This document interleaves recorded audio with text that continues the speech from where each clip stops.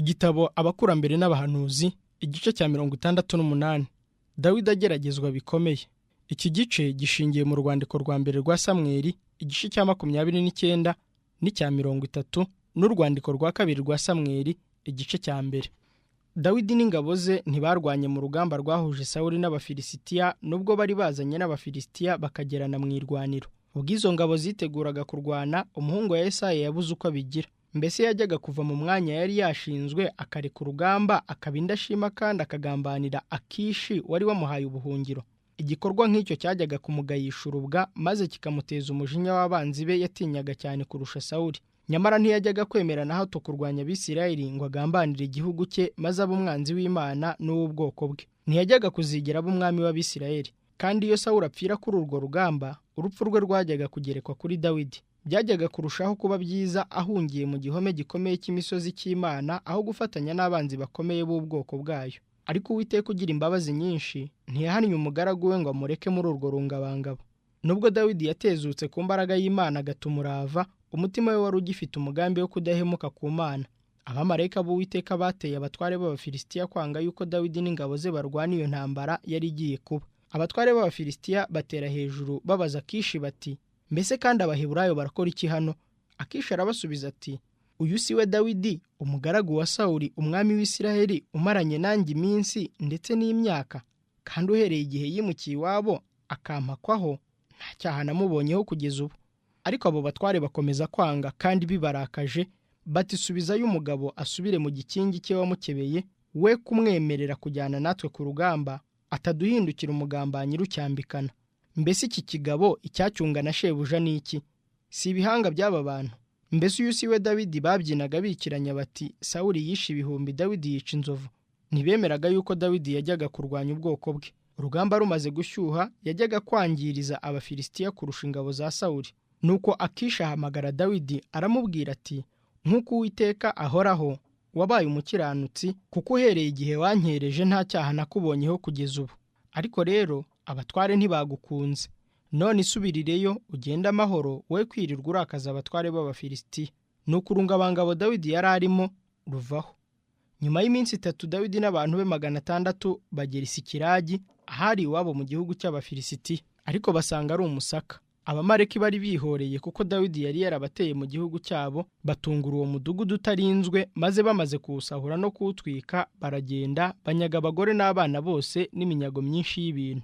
Dawidi n'abantu be barumirwa babura icyo bavuga, bareba ayo matongo yari agicumbamo imyotsi. Hanyuma babonye akaga bari barimo, abo bagabo bari barwanya intambara nyinshi, bahera ko batera hejuru, bararira, baraboroga, bageraho batakibasha kurira. Aho nanone Dawidi yari ahaniwe kutagira kwizera, aribyo byatumye yishyira mu maboko y'abanzi b'Imana kandi b'ubwoko bwayo. Dawidi yari yarasembuye Abamaleki igihe yabateraga, nyamara yagize kwizera cyane ko ntacyo yajyaga kuba hagati y'abanzi be, asiga umudugudu utarinzwe. Ingabo ze zari zigiye kumutera amabuye kubw'agahinda n'umujinya.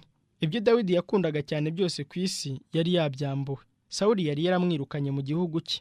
Abamaleki bari basahuye umudugudu we, abagore be n'abana be bari bagizwe imbohe, kandi n'inshuti ze zashakaga kumwica. Dawidi muri icyo gihe yari amerewe nabi cyane, ategereza Imana akomeje kugira ngo ayisabe ubufasha. Yikomereza ku Uwiteka, yibuka ibihe byinshi Imana igira neza. Uko ntinya kose nzakwiringira. Zaburi ya 56 umurongo wa 3. Niyo magambo yari mu mutima we. Nubwo atabonaga uburyo yajyaga kuva muri izo ngorane, Imana yajyaga kumugira inama y'icyo akwiriye gukora. Atumiza Abiyatari umutambyi, maze Dawidi ahera ko agisha Uwiteka inama ati, ninkurikira izo ngabo nzazifata. Aramusubiza ati, zikurikire kuko utazabura kuzifata ukagarura byose. Dawidi n'ingabo ze bahera ko bahaguruka bakurikira umwanzi wabo wahungaga. Bagendaga bihuta cyane, bituma 200 muri bo bananirwa batakara ku kirari. Ariko Dawidi n'abo 400 bari basigaye barakomeza. Bageze imbere bahasanga umuretwa w'umunyegiputa, byagaragaraga yuko agiye kwicwa n'umunaniro n'inzara.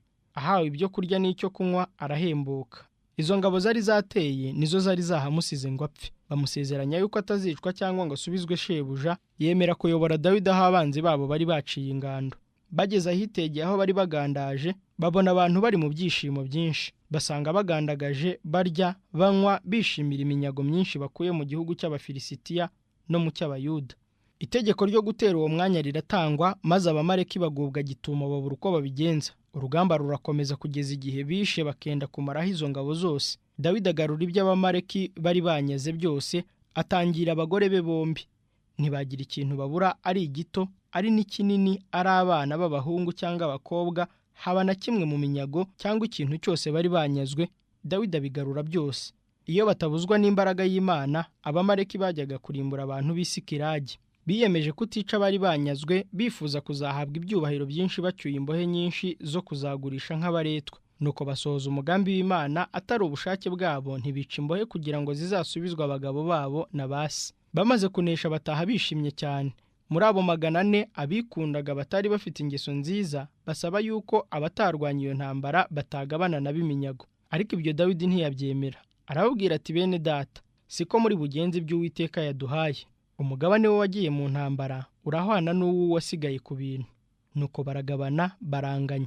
Dawidi n'umutwe we bari banyaze iminyago imikumbi myinshi n'amashyo menshi by'abamaleki. Ibyo byiswe iminyago ya Dawidi, kandi byagarutse i Sikilagi, yoherereza abatware b'umuryango we wa Yuda.